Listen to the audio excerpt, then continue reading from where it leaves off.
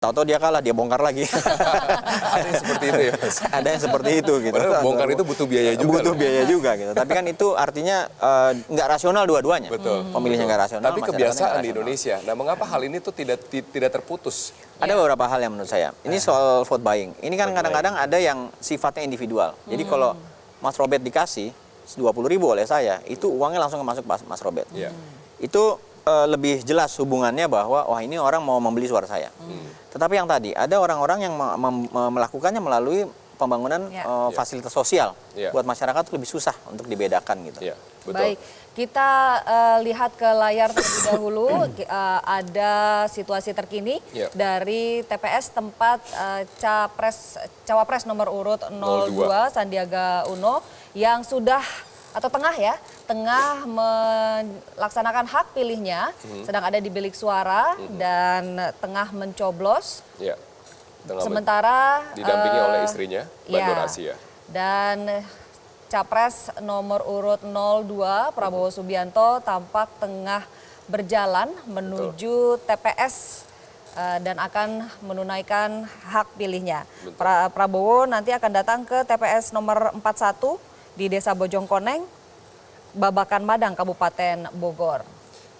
Di TPS 002 Selong Sriwijaya, Kebayoran Baru, Jakarta Selatan, di mana tempat yang Anda saksikan sekarang, tempat Sandiaga Uno, cawapres nomor urut 02, bersama dengan istrinya Nur Asia sedang mencoblos, didahului oleh sebelumnya Guru Soekarno Putra, yang ternyata juga mencoblos di TPS tempat yang sama. Nah, saat ini Sandiaga Uno sebelum mencoblos memperlihatkan pada publik surat suara yang telah ia dapatkan dalam kondisi baik, tidak cacat, dan surat suara tersebut sah dan akan dicoblos. Kalau saya sih moderate estimate aja 10 lah. 10 ya.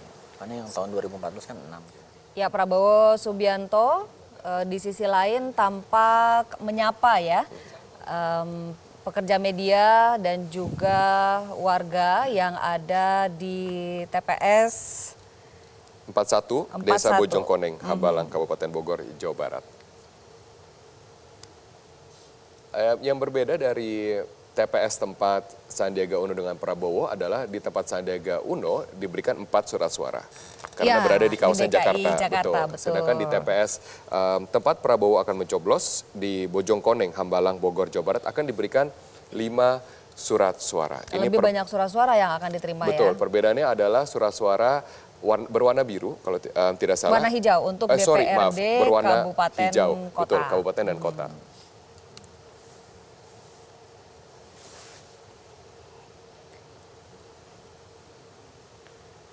Ya, tampak surat suara diperlihatkan oleh Sandiaga Uno. Ya, dan itu adalah surat suara DPD. Berwarna merah. Ya. Jadi surat suara ini bisa dibedakan salah satunya dari warnanya. Betul. Warna abu-abu untuk paslon, capres dan juga cawapres, lalu warna merah untuk DPD, sementara warna kuning untuk DPR RI, warna biru untuk DPRD tingkat provinsi, dan yang terakhir warna hijau untuk DPRD tingkat kabupaten kota.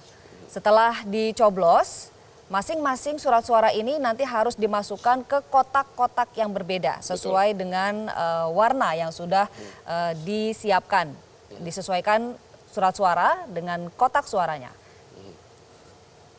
Dan yang berbeda dalam pemilu Pilpres sekarang dibandingkan dengan sebelumnya adalah mulanya quick count. Mulanya quick count menurut keputusan Mahkamah Konstitusi yang diputus kemarin memperbolehkan quick count disiarkan oleh media termasuk oleh Metro TV pada hari ini yang akan dimulai pada pukul 15 waktu Indonesia bagian Barat. 2 jam setelah penutupan TPS oleh waktu Indonesia bagian Barat, berarti pukul 15 atau jam 3 sore waktu Indonesia bagian Barat, maka quick count baru dapat disiarkan.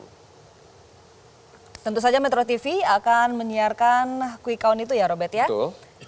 Kita bekerjasama dengan 6 lembaga survei terpercaya.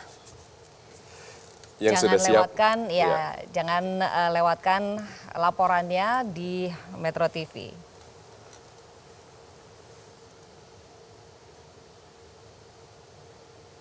Ya, Ya, Prabowo Subianto sudah mendaftar tadi dan harus menunggu sebentar sebelum nanti diberikan surat suara dan menuju ke bilik suara. Kita akan langsung berlanjut ya bersama dengan Mas Philip dan juga Mas Gun. Mas Gun, kalau kita lihat sepanjang perjalanan ini adalah desain baru, yaitu kampanye selama 6 bulan.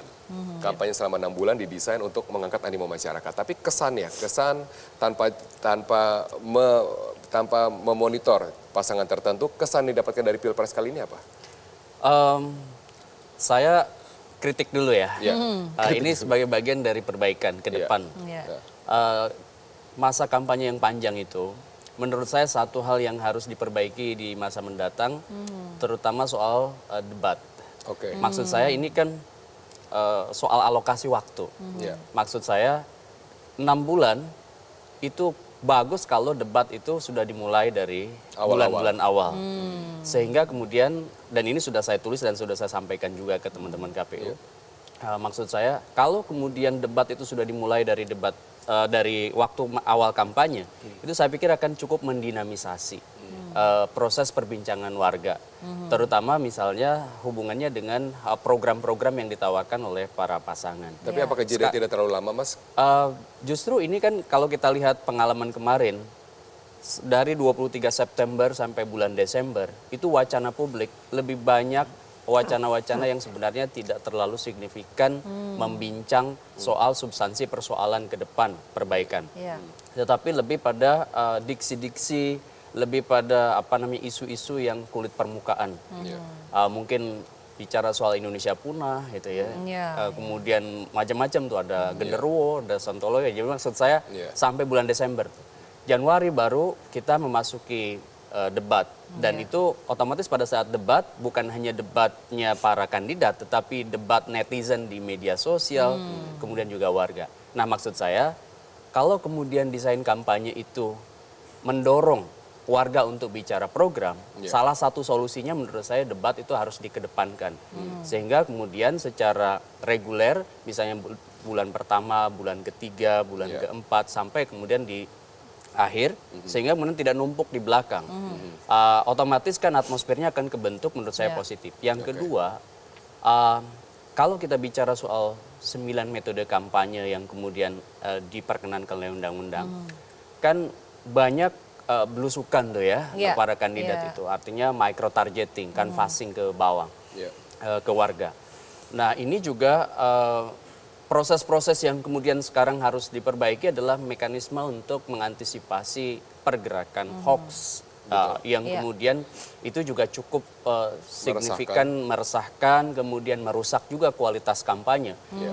Contoh misalnya ada yang membawa isu suku, agama, ras antar golongan dengan cara hoax gitu ya. Dan itu tentu akan mengarahkan pemilu itu pada konflik yang bukan realistis, tapi konflik non realistis kalau bacaan sosiologi konflik. Sebenarnya kan pemilu konflik yang realistis. Setelah pemilu usai, harusnya kemudian usai juga tuh kontestasinya. Tetapi kalau memasukkan isu SARA, kemudian ada mengkapitalisasi politik identitas berlebihan, itu juga akan menyebabkan proses polarisasi yang tajam itu tidak usai setelah pemilunya. Atau jangka waktu terlalu lama, Mas, perlukah dipadatkan biar tidak berkembang? Ya, kalau timing ya saya pikir juga 6 bulan masih terlalu lama. Ya bisa kemudian lebih efektif sebenarnya. Meskipun saya sendiri melihat itu sebenarnya bukan masalah sih. Masalahnya adalah pada desain kampanyenya kayak apa yang kemudian jadi perbaikan. Mas Philip, saya tertarik mendengar komentar Anda nih terkait masa kampanye yang 6 bulan gitu. Ya, menurut saya begini, kita ini kan setiap pemilu aturan berubah terus.